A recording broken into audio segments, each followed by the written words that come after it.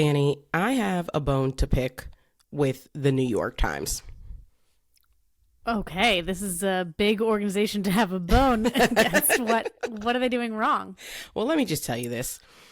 I feel as though you and I, we are on the front lines of investigative journalism, and we're doing this in our spare time, okay? We have full-time jobs.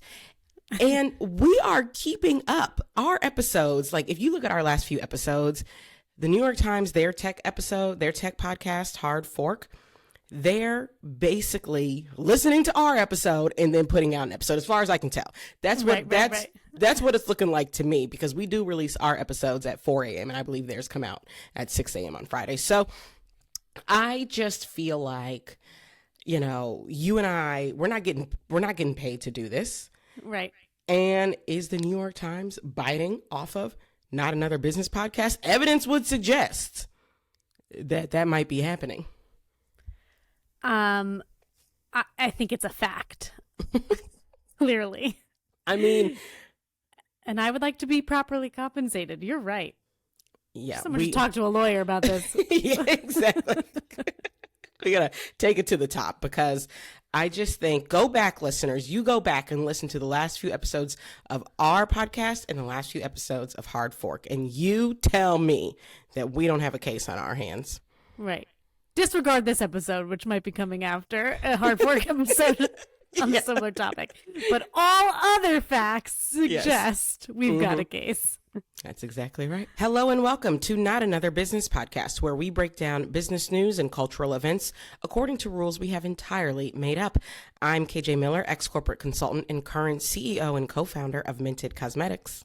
And I'm Daniela Dektar-McCarthy, ex-corporate lawyer and current general counsel at Ness. And fun fact, KJ and I have been friends since our Harvard a cappella days, because we are that cool, folks.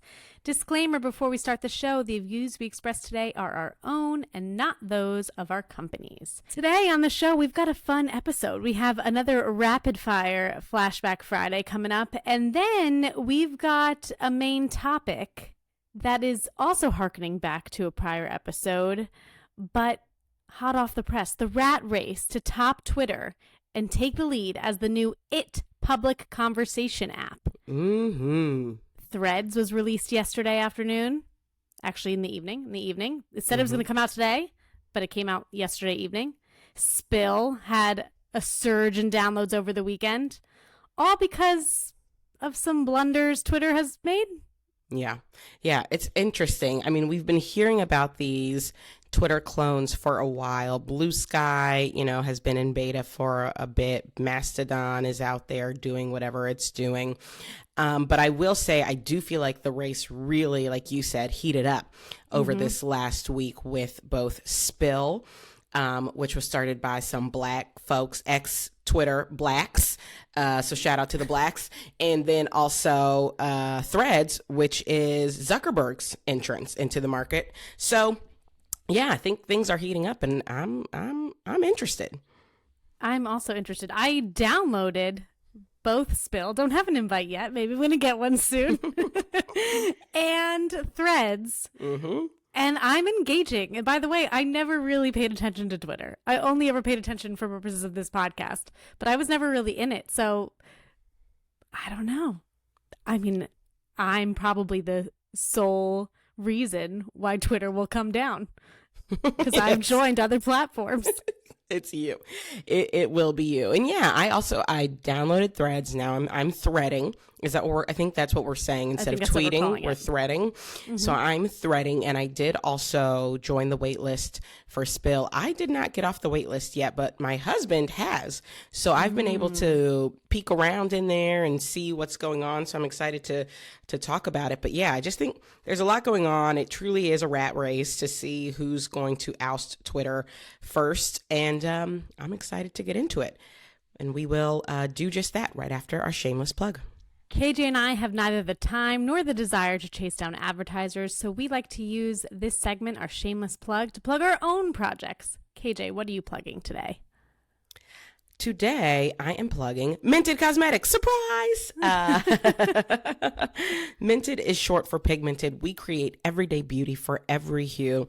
And, I started this company back in 2017 with my good friend and co-founder because we were tired of brands that didn't celebrate our beauty, didn't speak to us, didn't prioritize us. So we created a brand to do just that, to celebrate every hue. And so you are going to find new lipsticks that work for you, foundation that works for you, brow pencils that work for you, concealer that works for you, because it's all made with your melanin in mind. So head on over to mintedcosmetics.com and the code NABP gets you 20% off your order. And with that, let's get back to the show. All right, it's time for Flashback Friday. As a reminder, this is a segment where we dive into our previous topic covered on our show and give a little update. You and I have been texting furiously all week about updates on various topics we've covered. So as I alluded at the top, we are going to do a rapid fire Flashback Friday. I'm going to give you a brief update. You got to tell me your thoughts in 60 seconds or less. Oh man, I realized that I did this to you and now I'm realizing how much pressure. Payback? Yeah. Payback seconds. is a... Yeah. Okay, I'm going to do my best. 60 seconds. All right, I got it. All right. First up, we are flashing back to our episode on remote work. An article in Business Insider came out last week that talks about what they're calling the Uberization of work. It cites a survey published by the Atlanta Fed that came out late last year, as well as data from PEO companies. PEO stands for Professional Employer Organization, like Gusto and Deal, all of which are showing that companies are increasingly using part-time employees, independent contractors, rather than full-time employees, and that this is a trend that has been driven by remote work. The Business Insider article calls this the hidden reaction to remote work. Essentially, you thought you were quiet quitting on your employer, well, your employer is quiet quitting on you. They're not going to hire you as a full-time employee. What do you think? Oh man, so hard to give my reaction in 60 seconds, but look, I will say I think this makes sense. I think if you want to work remotely, and a lot of us do, you have to accept that that means employers are also going to be rethinking work, right? You as an employee are rethinking how you want to work. Employers are rethinking what it means to get that work done. I don't necessarily see this as a bad thing. I think it means everyone can sort of get in where they fit in. One of my employees is resigning right now. She's been with us for many, many years, and she just got a new job. I'm very proud of her, by the way. I asked her, what are you looking forward to the most? She told me being in the office. She is so excited to be in an office. And look, I don't begrudge her that. She's in her mid-20s. She wants to meet coworkers, be in person with them, chit chat, gab, and all of that. I do not begrudge her that. And she's excited for it. So, I think everyone, as we are all figuring out what this new way of working is going to be in this remote landscape, there's going to be a little bit of something for everyone. So I personally don't think it's a bad thing that employers are doing this, or at least I don't necessarily think it's a bad thing. What's your take? I have a very legal take on this, although disclaimer, this is not legal advice for any of you CEOs who are listening. From a legal perspective, there are specific facts and circumstances that define an employer and employee relationship versus a business independent contractor relationship. And the fact that someone, the manner of work, the hours someone works, basically the amount of control the employer exerts over the employee or worker has a lot to do with which side of the line it falls, independent contractor and employee. I would just caution companies, just because someone now has the freedom to work from different locations, if you were otherwise still requiring them to be logged in from 9 to 5, to be doing work for your company 9 to 5, that does not mean you can classify them as an independent contractor. So I would just caution companies, particularly of a larger size. When you're really small, you can get away with a ton of things. I'm not saying you should, but you can. But companies that are approaching maybe a bigger scale than that true growth stage startup, to really do a more fulsome analysis of whether someone should or shouldn't be classified as an employee, because you could end up with a gnarly class action on your hands if you're just out misclassifying workers left and right. Yeah, makes sense. All right, what's next? Okay, next we are flashing back to our episode Tesla is a Mesla, okay, and talking about how challenger electric vehicle companies are biting the dust. Okay, Lordstown, a commercial electric vehicle maker that has been designing and engineering its flagship vehicle, the Endurance, which is a full-size all-electric pickup truck. They've been engineering this since 2019. They just filed for bankruptcy. And we are learning through the filing that the company had made only 65 vehicles as of its bankruptcy filing date, despite having raised approximately $280 million through its IPO and subsequent offerings. Oh, no. Yes. What? Yes. Yes. Yep. Hold on. Let me please do that math. You guys made 65 vehicles with $280 million. That's damn near $4 or $5 million a vehicle. Yeah. Am I doing that math right? Hold on. I actually. Yeah, double check that. I'm not going to be able to. Let's double check that. 280 divided by 65. 4.3 million. And thank you for my fast math. Okay. But yes, $4 million a vehicle. Okay. It sounds like they had some issues with the key contract of theirs. You know, this wasn't just like there were some pointed issues, but nevertheless, they ran into them. They're filing for bankruptcy. This comes on the heels of the near shutdown of European electric vehicle maker Nikola, which went public via a SPAC in 2020. There was some malfeasance on the part of the CEO there, but what do we think? I mean, as a reminder to our listeners, we did name the episode Tesla is a Mesla because it looked like Tesla was making a whole lot of bad decisions and not innovating nearly as much as they promised they would, not to mention people dying via their, autopilot program in their cars. So it just looked like, is Tesla going up in flames? But I don't know. Maybe Tesla has figured something out that the rest of these guys haven't, because people are still buying Teslas, and it looks like these other folks are filing for bankruptcy. So I don't know. But there are still, I think, some other players who, particularly, you just have all of these big juggernaut car makers who are just introducing electric vehicles, and they seem to be doing fine. So I don't know. I guess maybe this is good for Tesla. Maybe it thins out the market a little bit, but I still think you've got all of the other car dealerships who have pretty much figured this electric vehicle game out by now.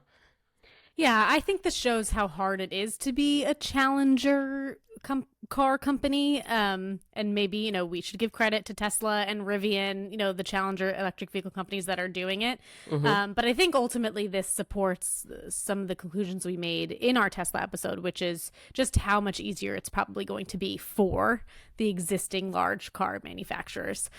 Just over the holiday weekend, I was listening to my cousin who raved about her car, which is a pure electric vehicle. I want to say it's a Kia. If it's not a Kia, it's like a Nissan. It's like it's an existing, name brand car, and raved about it. And I just think those companies are going to have an easier time, particularly as all these challenger vehicles just burn through money and can't figure it out. Truly. Ooh, okay. All right. Ooh, what's next? This is fun. Okay, next we have Airbnb. They are making some updates after the CEO supposedly spent 6 months living in Airbnb properties last year.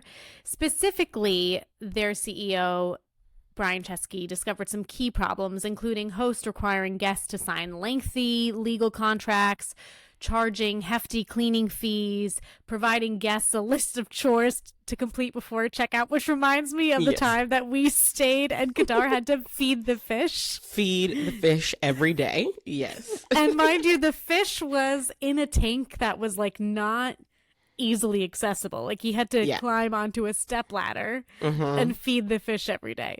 Okay, so the CEO of Airbnb recognizes that this is a problem. And so as a result, they're launching something like 50 new features. Actually, this launch happened in May, including Airbnb rooms to encourage low cost rental options, Earlier this week, Business Insider published an article talking about how certain listings on Airbnb are struggling to stay booked this summer, and overall noting that host revenue is projected to fall for the first time this year since the pandemic started. So my question to you is, what do we make of all of this? Both the problems that the CEO has identified and is trying to remedy, and the fact that host revenue is overall going down, that certain properties, specifically ones that are not super high end, are struggling to stay booked. Well, I will say good on Brian Chesky to recognize that some changes were needed, although it is a little odd to me that he just now went on this little exercise when I think most of us have recognized this for the past several years. But good on him for recognizing it and trying to make a change, because I do think, as we spoke about in our episode, some of the demands and fees and everything else truly have gotten out of control. So good on him. But I have seen multiple articles talking about this phenomenon that you mentioned, where hosts are really having trouble keeping their spaces booked. And some people are speculating that we are going to see a lot of Airbnb owners sell in the coming years, because it's no longer going to make sense for them to hold on to a property that they can't keep booked. Now, who knows if that will or won't happen, but I think these two things are related. Like, it becomes less and less optimal for me to book a house where it's going to be expensive. I'm going to do chores. It's not going to get cleaned.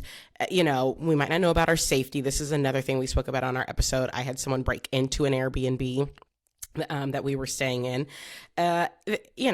Sometimes it starts to feel like, is the risk worth it? So it's definitely one to keep an eye on. I think we're just seeing everything play out that we spoke about many months ago on our episode. What do you think? Yeah, I think what's interesting is that some of the changes that Brian Chesky is pushing through with Airbnb, like really promoting Airbnb rooms, it seems like there's a mismatch with this problem that all the press is covering regarding Airbnb homes, entire homes struggling to stay booked. Like, if I'm not willing to pay the amount listed for the home, am I going to be willing to pay?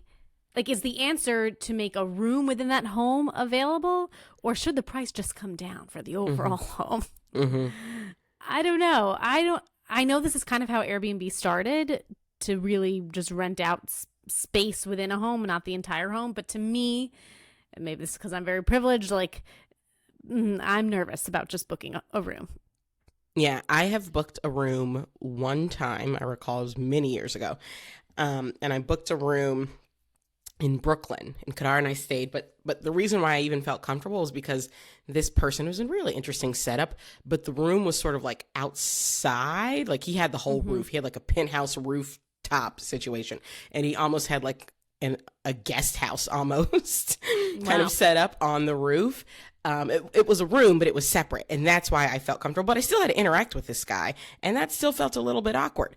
And I haven't done it since, and that was like maybe 8 years ago. So yeah, I agree. I don't know that in particular is solving the actual problem. Now, some of the other features that they are moving forward with, I saw one which is letting you see the full all-in price before you make it to checkout, which is another big issue. Like, you think you're paying $250 a night, but by the time it's all said and done, it's more like $350 a night because of the fees and everything else. So I think that's another feature they're launching. And I think they're trying to do more with incentivizing like lower cost cleaning fees and things like that. So I think they are really trying to address some of the key issues that people have named, but it does feel a little bit like, is it too little, too late? I don't know. We will see. Time will tell. All right, folks, it is time for our main topic. Danny, let's get into these facts. Who are all of these Twitter competitors? How did we get here? Who's winning? Who's losing? Break down the facts. Yeah, okay. I'm not going to go into a history of Twitter. We don't need that. But I do think it's worth it to quickly remind listeners about some of the big changes that have been made to Twitter since Musk was forced to go through with his acquisition last October, because I think it really sets this or it does really set the stage for all of these competitors to gain our attention. And for readers who are really interested in this, TechCrunch put out an in-depth timeline at the end of May in an article they called Elon Musk's Twitter, Everything You Need to Know from Layoffs to Verification. There are a ton of changes I didn't even know about because they weren't like picked up in the Times or the Post or whatever. So definitely encourage you to take a look there. The big category of changes at Twitter since last October, the first, verification overhaul and the expansion of Twitter Blue. I think our listeners probably know about this well. Musk launched that he was overhauling the verification about 3 days after he was forced to go through this acquisition. Right. At the time, Twitter Blue cost $4.99. And he proposed that Twitter Blue would be increased to $19.99 per month and would include the verified badge, and accounts that already had the verified badge that didn't opt into Twitter Blue would have their check removed, right? And obviously everyone was up in arms being like, if I can just buy my badge, what is being verified? Right. He really teased this verification overhaul for a long time. Okay. And over the months that followed the acquisition, started promoting enhancements to Twitter Blue to make it more enticing, to make people want to make the leap to pay for it. So some of the features that he changed, he enabled Twitter Blue users to post long videos, so like 60-minute videos. That was announced in February. Then 2-hour videos. That was announced, I believe, in April. Then he increased the character limit. Right. So rather than just a couple hundred characters, Twitter Blue users would be able to make tweets that are 4,000 characters. That was initially launched in February. And then 10,000 characters. That was announced in April. He also announced in February that Twitter would share ad revenue with creators so long as they were signed up for Twitter Blue. So these are all changes that he wanted to make to Twitter Blue and verification. On April 20th of this year, he finally went through with it. After months of teasing it, the old verified badge was removed on accounts. Within hours, there were issues, massive issues, with verified accounts of celebrities and organizations that were not real celebrity organization accounts. And so over the weekend, there was a reversal of sorts, and some celebrities reported having their badges restored despite not paying for Twitter Blue. Okay, so that's like kind of the big first overhaul.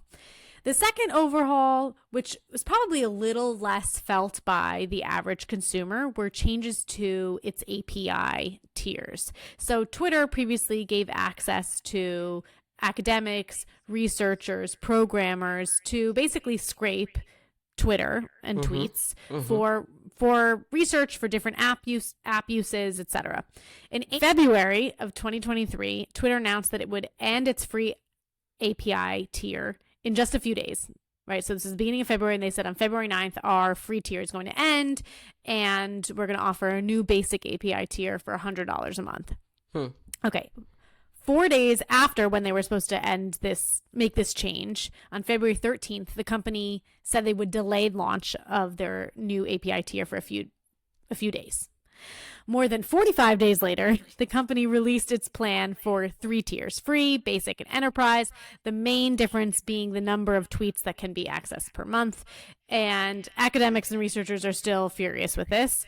And it's another example of Twitter kind of saying a change is going to happen tomorrow, walking it back, redoing it, announcing another change, walking it back, redoing it. Okay, just very, very confused. Another change, they launched and subsequently walked back labeling certain accounts as state affiliated or government funded. So they started applying a government funded media label to notable news organizations like NPR, the Canadian Broadcasting Company, the Australian Broadcasting Company. They had a page on their site that explained what this label meant. And NPR, for example, publicly stated, we don't meet your definition. What are you doing? So NPR actually gets fewer than 1% of its proceeds from the government, which did not meet the definition that Twitter put out. And so NPR said, if you're going to incorrectly label us, we're out. And so they pulled off Twitter, and similar organizations did the same. So within a matter of weeks, Twitter ended up removing the labels and taking down the explanation of this label from their page. Ugh, what a mess. What a mess. I mean, yeah, just classic mess. Okay.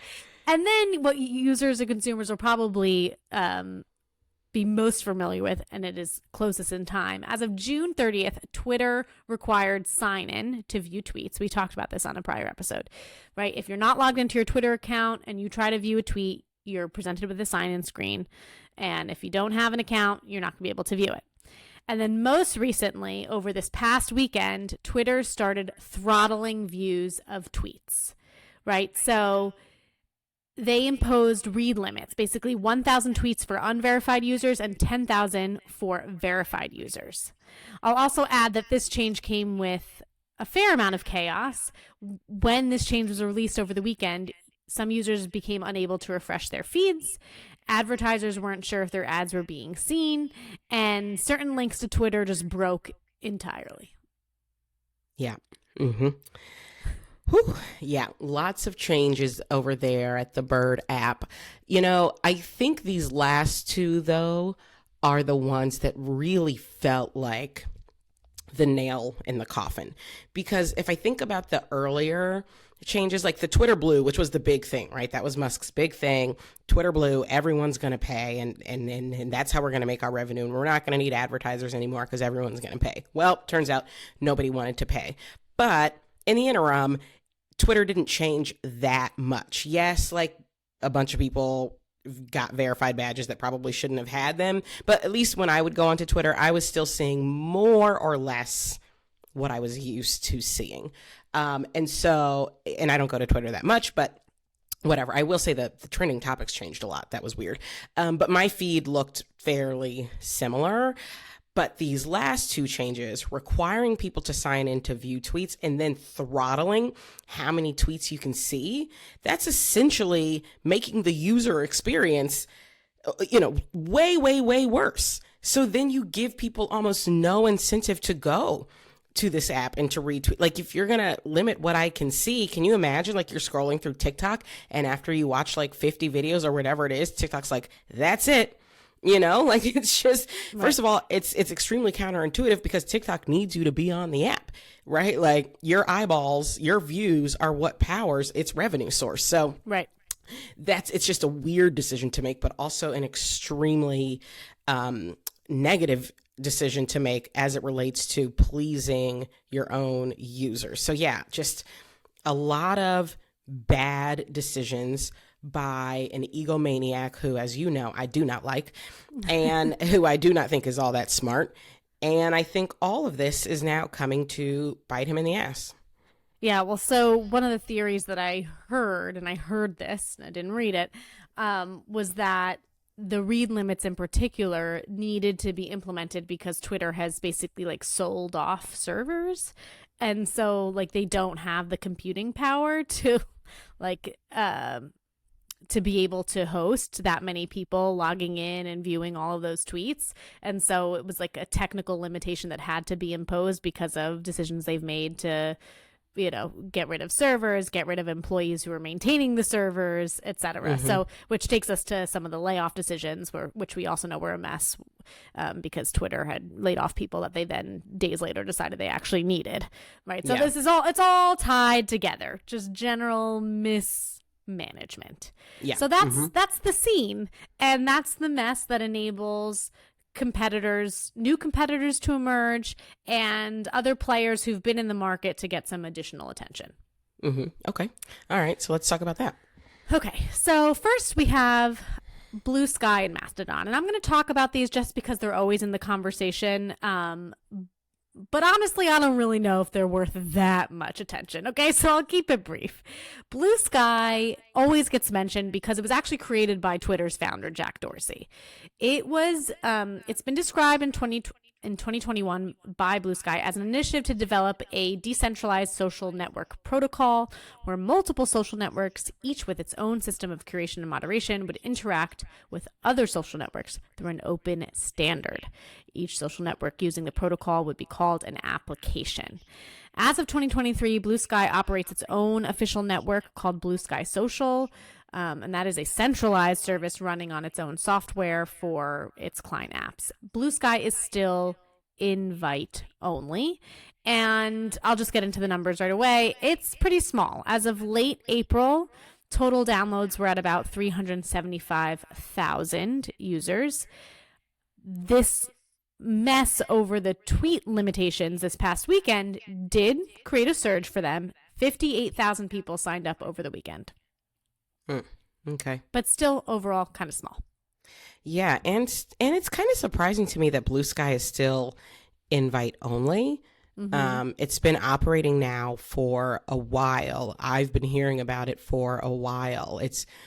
It's weird to me because generally speaking, you see social networks wanting to get to scale quickly, right? Like the whole value of a social network is the network effect, right? And in order to have the network effect in play, you need a lot of people. You need a lot of eyeballs. You need a lot of conversations happening. 375,000 folks is a drop in the bucket, right? I mean, that's essentially an echo chamber. So I don't know what's going on over there because, by the way, I think I did join the wait list and I haven't gotten off. And now I'm kind of over it. I'm like, I still am not off this wait list. Like how important can it be, whatever it is you guys are talking about over there? So that's, I don't know. That's a little surprising to me that it's still so small. Yeah, I mean, it's a really valid point, and so valid that it just got me nervous that maybe I was looking at old sources. But I just Googled it while we're on this podcast recording right now, and it is. I was right. I'm still right. It is still invite only. It's kind of crazy. Yeah. Okay. All right. So who's next? Okay. So next we're going to talk about Mastodon, which was actually founded in 2016 by a German engineer. Uniquely, as compared to any of the other companies we're going to talk about, it is a nonprofit. But it is another decentralized social networking service, self-described as a federated network which operates in a similar way to email. So this is how a TechCrunch article from earlier this year explained Mastodon, and the article is called A Beginner's Guide to Mastodon. When you first create your account, you choose a server, similar to how you choose to open an email account on Gmail, Hotmail, Yahoo, or wherever, which generates your profile's address. So for example, if you sign up for Mastodon via the Climate Justice server, then your Mastodon address will be at your username at climatejustice.social. But no matter which server you sign up with, you'll be able to communicate with users from any other server, just like how Gmail users email Hotmail users and vice versa. However, some servers might have blocked other servers, perhaps if it's an unsavory group, which would mean you can't communicate with anyone from the blocked server. That is how Mastodon works. Okay. Yeah. And I mean, first of all, I didn't realize this thing had been launched in 2016. That is 7 years ago. And so if it's had 7 years to take off and has not, I'm skeptical that it's going to now, particularly now that some of these other folks have entered the chat. I think it's been in the conversation because it was established. Like it was really established when all this Twitter nonsense started, at the early part of 2022, right? And it isn't in beta. It's an established service. But you're right. For all of its establishedness, people haven't really gravitated toward it. Its numbers are much larger than Blue Sky. As of March 2023, it hit 10 million users. But nothing like where Twitter was. So that's Mastodon. Okay. Next, we're going to talk about Spill, which is created by, as you mentioned, ex-Twitter employees Alfonso Terrell and Devaris Brown, who are people of color, which is particularly relevant because Spill specifically aims to be a safe space for marginalized groups. They are a platform for the culture, right? So Spill is a lot like Twitter, but it is supposed to be more visually engaging than Twitter is. Much more focused on allowing users to combine text with images, videos, GIFs. The app launched in the App Store in mid-June, and on Monday, right around when Twitter started limiting views of tweets, Spill became the third most downloaded app in the App Store. And notably, it drew in some big-name celebs like Questlove and Lizzo, which is what's really, I think, driven a lot of its attention that it's gotten. But it is still invite only, so users are also kind of limited as compared to a Mastodon or Threads, as we'll talk about. Yeah, I will say, as I mentioned, Kadar did get off the wait list. So last night I sort of scrolled through Spill. And it's funny because I was going to say something about it, and then as I was looking up Spill, saw someone tweet something that is going to make me rethink what I was about to say. So first of all, let me read what I saw someone say. So this is actually a tweet from someone named Clay Garçon. He says, "Y'all, please don't go over to Spill wanting Twitter and be ready to write it off because it's not. Coming from class of '09 Twitter, it took this app years to become what it is now. Give our people the same grace to figure it out. If you want Twitter, stay right here. It's okay." Now, the reason it made me rethink, because I was going to say, like, I didn't love Spill. I didn't love Spill. But I think the reason I didn't love it is because it did feel so different to me, so different from Twitter. And I was thinking it's a Twitter alternative. When you go there, I feel like what I wasn't ready for, it is very visual. It was a lot of images and GIFs and videos and bright colors with like bold text over top. So it almost felt more like memes. Yeah, describing memes. Yeah, it almost felt. Now again, I only scrolled through it for a little bit, right? And I did not. It's not my account, so maybe if I spent more time. But my initial gut reaction was, oh, this is memes. And while that could be a fun thing in and of itself, billing it as a Twitter alternative, that's not what I go to Twitter for, right? I don't go to Twitter for endless meme scrolling. However, I think this person, again, Clay Garçon, makes a good point. Like, these apps do take time to develop. None of these social media apps, Instagram doesn't look the way it did when we first joined. Facebook doesn't look the way it did when we first joined. So I think they're making a good point, which is give these guys time and the grace to sort of figure out like how and where things will land. So on first glance, for me, it felt a little bit jarring, like, oh, that's not what I was expecting. But, I've said it before, I'll say it again, Black people are the culture. So if Black people are heading over to Spill, there's a really good chance that it's going to trend and it's going to produce some really interesting content. But for me, my first gut reaction was a little like, oh, that's not what I was expecting. Right. Yeah, I mean, it's interesting. I think we're talking about all these platforms as Twitter replacements, right? And definitely Spill has gotten a ton of media attention because of how catastrophic things are at Twitter. So it's hard to not talk about Spill as a Twitter alternative. The reason why so many people are talking about it is because they want a Twitter alternative. So it's a little bit of a difficult position, right? Spill has to ride the wave or seize the opportunity it has as Twitter is failing, but at the same time not disappoint users who are coming over with a particular image in mind. Interesting. Okay, well, if you are truly looking for a Twitter dupe, shall I recommend Threads? Okay. Yeah, let's talk about it. Which is the most recent player to enter into the foray. So Meta announced back in December 2022 that Instagram would be working on a competitor app to Twitter. Well, earlier this week, they said the app would be released today, July 6th, and then the app began rolling out on the evening of July 5th, which, shall I just say to Musk, is perhaps how an app rollout should go, okay? Rather than saying something's going to come out and then waffling for weeks.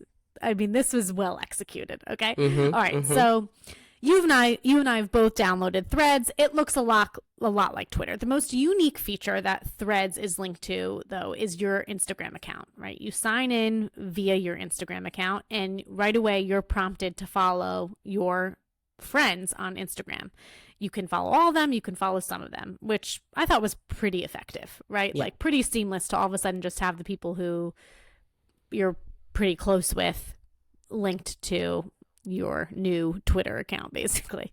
If you click that option, while you're automatically following your Instagram friends, there is no way to filter your home feed to show Threads only from your friends.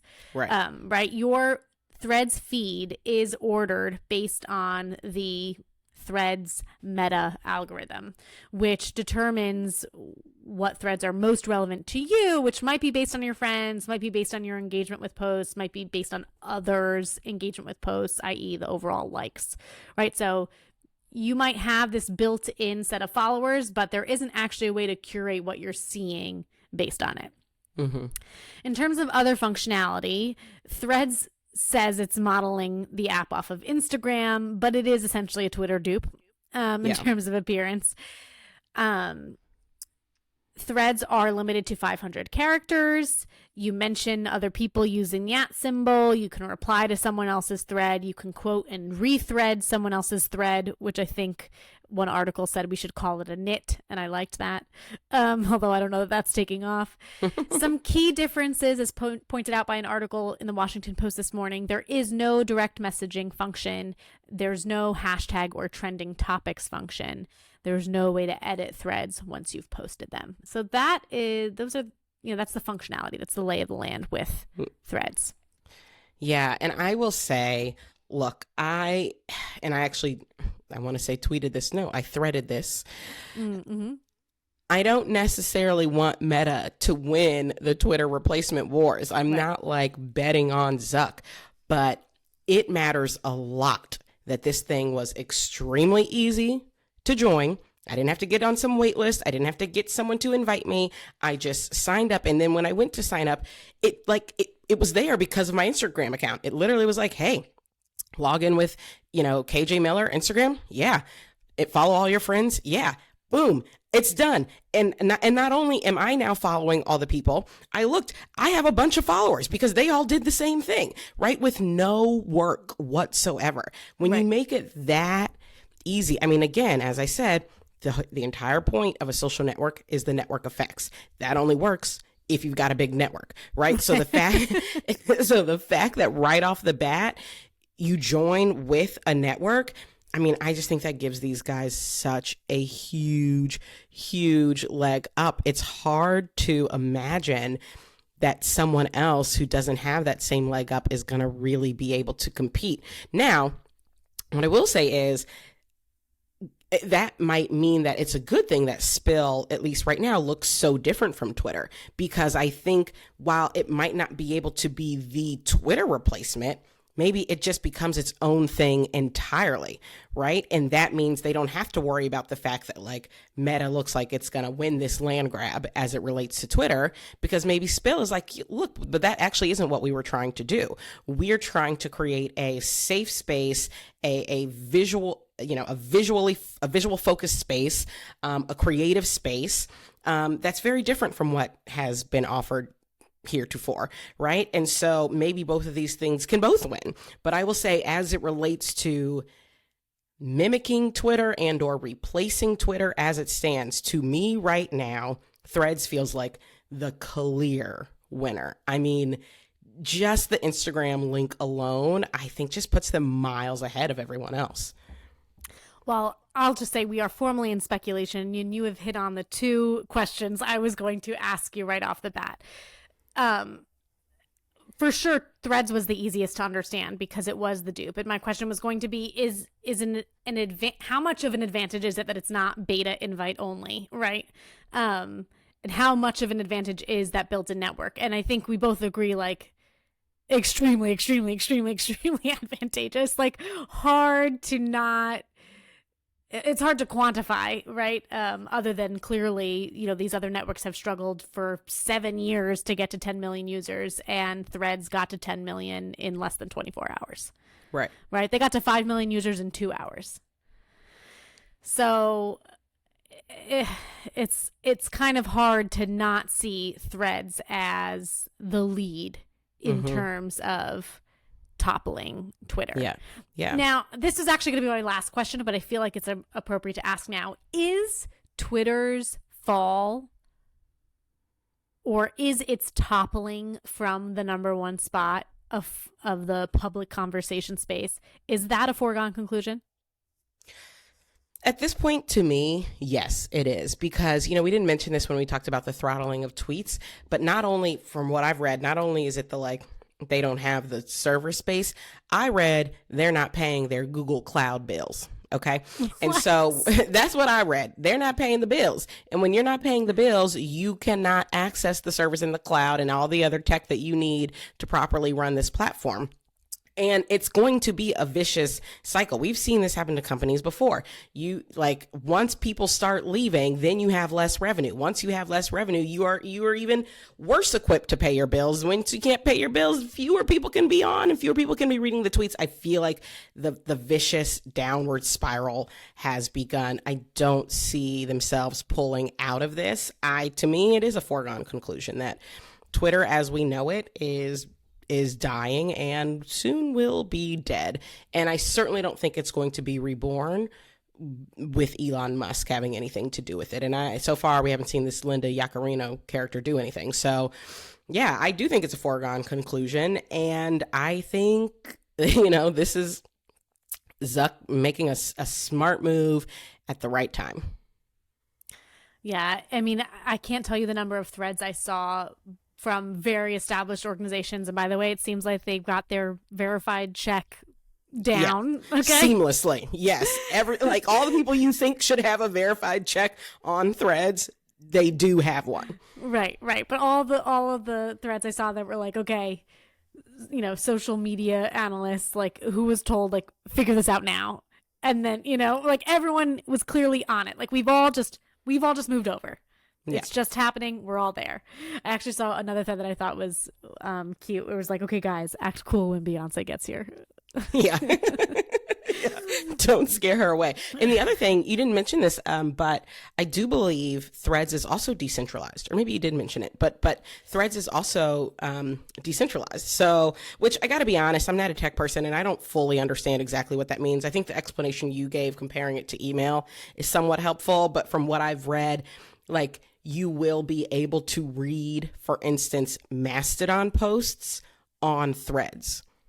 And you will be able to read thread posts on Mastodon, which is kind of wild and I think represents like a real difference for Facebook, which usually, is very clamped down about its networks. Like you can't read tweets on Facebook, so I think I think it represents, really different line of thought here. But from what I've read, Threads is decentralized and they've been very purposeful in that. So yeah, to me, it makes sense that they can do it because they're still requiring you to have an Instagram account to like, they probably don't mind opening up in this way because no matter what, you need your Instagram account, to be able to also have your Threads account.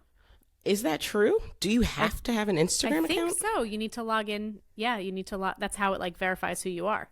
Oh, see, I thought you could log in via Instagram or you could do the typical like add your email address and whatever. We should look this up. No, as of now, you cannot use the latest social media platform from Meta without an Instagram account. Okay. Unless they changed it in the last 7 hours, which is possible. Things do change quickly. Okay. All right. So yeah, you're right. So you have to have an Instagram account. So yeah, it makes sense that they're like, look, we don't mind decentralizing because we've already got you. Mm-hmm. That's interesting. We've got you on 2 platforms. Right. How interesting. I mean, I don't know. Is it time for final verdict? Is there more to say here? Well, no. There's more. I want to talk about this decision from Threads to not curate a friends only feed. Is that the right move? Well, now I did read that they might do that. Mm-hmm. And to me, if they're saying they might do it, I feel like they probably will do it because I think if you look at TikTok does allow you to go to just the people you're following, right? You can swap between your For You page and your following page.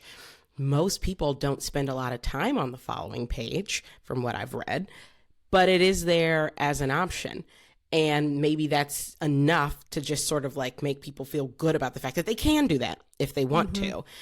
And so, but the fact that not many people spend a lot of time there to me would suggest maybe it's not a bad thing that, Meta said, we're not going to actually offer this to you because we know when we offer it to you, you're going to look around and see like it's kind of boring here. Like, it's kind of boring just seeing the threads from the like 12 people I know who actually post, right? Because most people don't post. Most people lurk. So if you are just going to the page where it's just the people you follow, that could get pretty boring pretty quickly. So I don't know if it's necessarily a bad move, but I have read that they're thinking about doing it. But what do you think? Do you think it's bad? Well, so I saw one thread that made me laugh, which was, and this is not by a friend, this is a random thread, where it said, apologies to my Instagram friends who don't know the Twitter version of me. And I have to say, I've already observed this, right? Like, I have an Instagram friend who very rarely posts on Instagram. When he does, he posts, a couple pictures of traveling with his girlfriend. The number of threads this dude has put out, honestly, I shouldn't even say he's a friend. He's like an acquaintance, okay? Yeah. And I'm not going to say from where because I think that'll give it away that I'm talking about it. But the number of threads this person has already put out, I'm shocked. Like, I've never heard this person speak, And so I really do think there is this idea that there's a different version of you, your Twitter or now your Threads version, and like your personal, neater version that you put on Instagram is real. And actually I read an article that was talking about how this is what Threads is trying to do. It's like bridge, the neater personal curated profile you have on Instagram with like the Wild West that is usually Twitter. And like, will that work? And I'm here for it, I think. Yeah. Well, I saw actually a friend of mine threaded and said, on Instagram, I tend to follow, and this person works in fashion.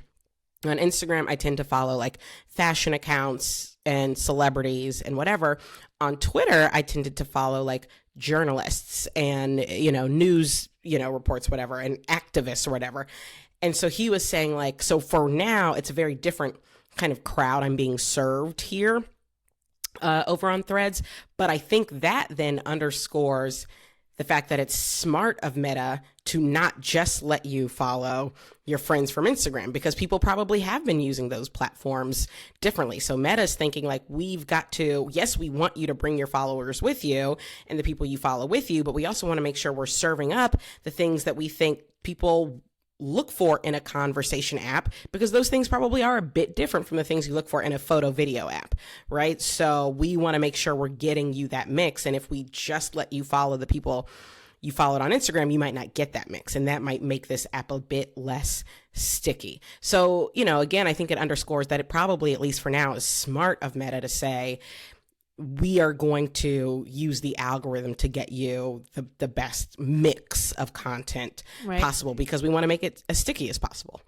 And I guess thinking about Meta's products as a whole, like Facebook is text plus photos. Instagram is photos and videos. Like, if this were just going to be your friends and just text, like, well, then it's kind of like what Facebook is a little bit, just without the photos, right? Like, I think we do need this Wild West element to make it like a truly unique product. Yeah. I will say though, the feature that I'm confused by them not launching with is like trending topics and hashtags. That to me feels like that's just got to be on the roadmap, because I kept sort of looking for, how do I know what conversation to be a part of? You know what I mean? Like, I would do that all the time on Twitter. I would go to my little trending topics and I'd be like, what are the people talking about today? Like, I want to know, let me join the conversation. And now all I have is my feed. So if none of the people in the feed are saying something interesting to me, it's like I don't have a little conversation to join. So that just feels like, I agree. I was initially thinking like, oh, maybe there's some like IP issue, but I think that's wrong, because obviously we use hashtag in so many different parts of society. Like, Twitter didn't own that. TikTok uses it, right? And also, if there were an IP issue, like, there's gotta be already violations with how similar it looks. Yeah. Well, in Instagram, they use hashtags on Instagram. So I agree. Yeah, it's gotta be okay. coming. One final question. I think we've decided that Spill is going to be different, but a question I had is, to what extent is engaging with trolls, right? The people who you know are going to express a view you can't stand, like an integral part of Mm-hmm. what Twitter did.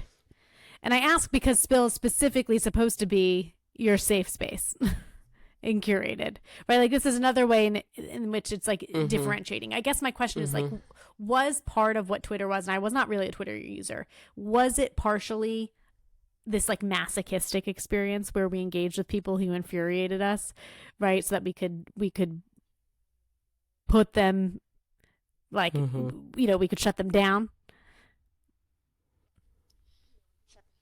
Mm-hmm. You know what? I think, yes, I think that is part of the experience. I think that's part of the experience of the internet, in feeding the trolls. But I will say, I think there's a real difference between trolling and attacking and violating.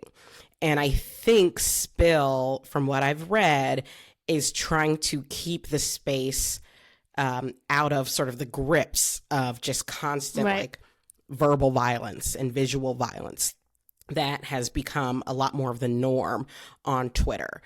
I would venture to say you're still going to want to have debates, and you're still going to want to be able to clap back. If Black people love anything, it's clapping back. So I'm guessing that's still going to happen. But I know a lot of, for instance, Black women creators on Twitter who have been, received death threats and rape threats and been doxxed and all of that. Like, that isn't trolling, right? Like, that is just violence. And so hopefully Spill can do a better job than Twitter has done and some of these other platforms have done of keeping that sort of violence off of the platform. It's not going to be all rainbows and butterflies. There will still be, dialogue that might be like adversarial in nature, but it's not going to be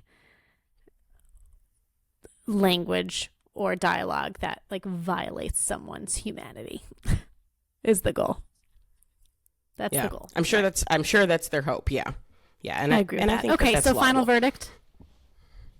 Final verdict. I will say, look, I'm happy that Elon Musk is going down.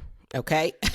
I continue to not like this man, and he has fired just about everybody. He has been atrocious as a CEO and as a leader, and this is his comeuppance. And I think that Zuck and team have done a great job of creating a dupe right when the people need it and making it widely accessible, which I think is so important, and making it really, really easy to come to the network with a community, which, is the whole point of a social network. So I do think Threads is the new king of public conversation. But I'm excited to see if I'm right or wrong. But what's my what's your verdict is Twitter's going down. Thritter. Nope. Threads is coming up. The timing, couldn't be more perfect. It almost makes me wonder whether they had some kind of intel about when to release this thing, right? Because we've been waiting for Twitter's downfall, but the snafus of the weekend made people, in just an utter drought, dying for water. And then Threads came along with a waterfall, just perfect timing. Yeah. And I'm excited to see what Spill becomes. I'm glad they've already got some big name celebs. And I agree, like, the culture is created by Black folks and people of color, and I'm ready for the hilarity and the fun, and I hope I can get in. Mm-hmm. Yeah. Me too. If anyone listening has some extra Spill invites, Danny and I would love to get in there. Okay, so just keep us in mind. Mm-hmm. Okay, it's time for Judge and Jury, and if you're new here, this is a segment where we dive into recent news and ask whether there was a display of good or bad judgment on the part of the people we're talking about. Okay, so this week we're not departing too far from our main topic. We've talked about how Zuckerberg is taking on Musk with their apps, but now we've got recent news that Musk has publicly challenged Zuck to an MMA-style cage match. And Zuckerberg might just be into it. He responded saying, send the location. And the Times is reporting that details are underway for an in-person fight. And you told me that Zuckerberg trains in jiu-jitsu. So what is happening?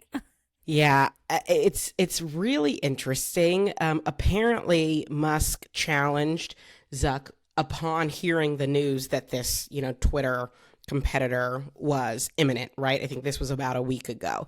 And so then Musk sent a tweet and basically was like, let's do it. Cage fight, me and you. And Zuck then replied, send location, right? So Zuck basically was like, look, you want to be about it, let's be about it, which really just blew my mind. I was not expecting that from Mark Zuckerberg. And then last week on Hard Fork, our Challenger podcast, they did talk about this and mention that, yes, Zuck has been training in mixed martial arts and really training, not as a side little hobby. And so basically everyone on that podcast was like, my money's on Zuck. This man is prepared. Okay. He's buff. He's in the ring. He's doing the things. The whole thing is just so bizarre to me. It's so bizarre. It is obviously bad judgment on Musk's part to insinuate that he'd get into a cage match with someone who clearly is better trained than him. But then again, is it good judgment because it's just bringing more publicity to both of them and I guess both of their platforms? I mean, it just seems like weird judgment all around. Weird judgment for Musk to challenge, weird judgment for Zuck to accept, weird that we're having this conversation at all. But not necessarily bad judgment. I don't know. What do you think? Streaming service or network would this air on? I have to imagine Musk's not going to agree for it to be on Facebook, right? Facebook had documentaries and videos at some point of their own. So I want to know how we're going to see it, and whoever lands it, good judgment on them, because I will watch it. I mean, I would watch it too. And, I think the point they were making on the podcast I was listening to is that for Zuck, everyone, in most people's eyes, Zuck is kind of this nerdy, skinny, lanky guy and not particularly all that well liked, potentially responsible for bringing down democracy, right? People don't have tons of great things to say about this man. So this could be a potentially great display of judgment because it sort of just brings him into the zeitgeist, right? Now we're all talking about ooh, but could he beat up Elon Musk? And maybe that's just a bit more interesting and puts a bit more of a positive spin on his character and personality that has really taken a beating in the press the last couple of years. So sure, I guess, I'm sort of I guess that could be good judgment, but still mostly it just feels weird. It feels a little bit like billionaires doing silly things because they've got nothing left to do. They have it all. They've seen it all. They've bought it all. So sure, why not cage fight? It is so strange. I will say your response just made me think good judgment on Zuckerberg's part, and this is why. Because as much as I can't stand him, I am very sensitive to kind of anti-Semitic underpinnings that come underneath the criticisms of him, right? The power he controls over governments, institutional politics, whatever it is, right? I'm very sensitive to that. And I'm sensitive to the way we perceive him, talk about him as, simultaneously this man who has all of this power to control international events, but also this lame, effeminate guy, right? Both of those things I think are often stereotypes and tropes of particularly Jewish men. And so the idea that we could at least knock down one of those by him like beating up a dude, right? Knock down the effeminate piece. Like I'm into that. So I'm gonna say. But what's wrong with being effeminate? I think we're learning that there's nothing wrong with that. But I think traditionally speaking, as a society, we don't look highly upon effeminate men. Right? We're like breaking that down now. But would it be better to we should get rid of that? I mean, we should sort of overall get rid of the idea, the notion that there's a concern about effeminate men. Like, yes, that's number one. But while we're working on that, I think we can simultaneously work on, Jewish people come in all forms and sizes and types and whatever else, right? I think both of those things can happen at the same time. So I'm into that, which is not where I thought I was going to go with this, but this is my conclusion. Me, not where I thought you were going to go with it. But yeah, interesting point. Yeah, I mean, look, sure, I can call it good judgment for Zuck. I can give him that. I think a much better judgment. Right. Releasing threads, but sure, we'll give him this one too. All right, folks, that is it for this week. As always, we hope you are loving the show, and if you are, please be sure to subscribe and leave us a 5-star review. I'm Danny_D_MC on TikTok, and KJ is IM_KJ Miller. Our thread usernames too. What's yours? Okay, all right. So I am KJ Miller. Isn't that fantastic? Wow. It's just my name. That's my username. I am Danny_Deck.